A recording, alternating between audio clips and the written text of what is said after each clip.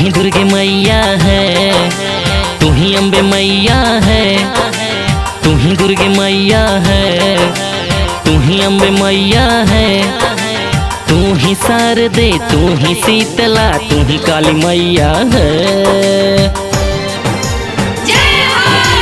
तू ही दुर्गे मैया है, तू ही अम्बे मैया है।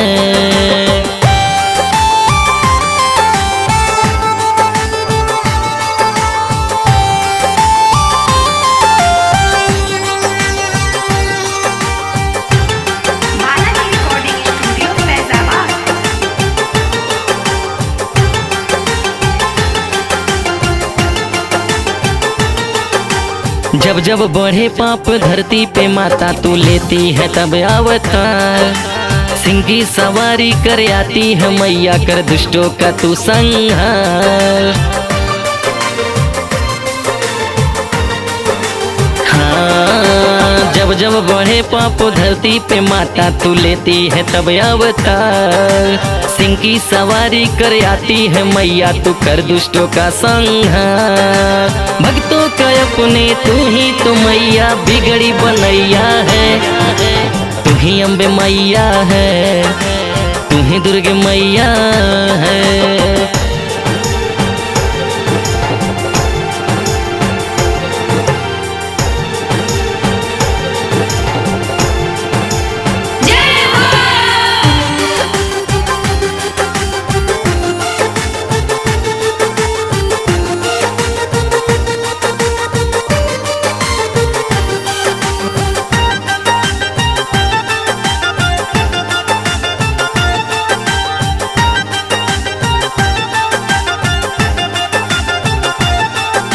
ब्रह्मा व विष्णु सदा शिव तेरा यहाँ रोज करते नमन, नाम की तेरी बजे जब डंका तो कांपे ये धरती गगन।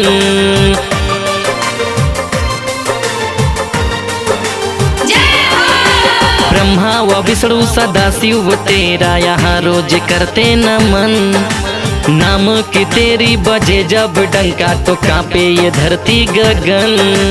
तेरे सिवा माँ दुनिया में कोई नबी न बजैया है, तू ही अम्बे मैया है, तू ही दुर्गे मैया है।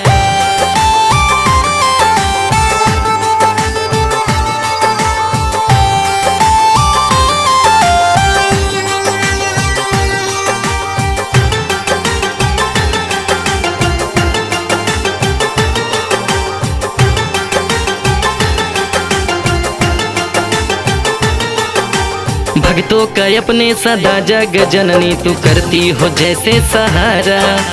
पूर्णिमा अमर सिंह का है अम्बे माता, तू नैया लगाना किनारा।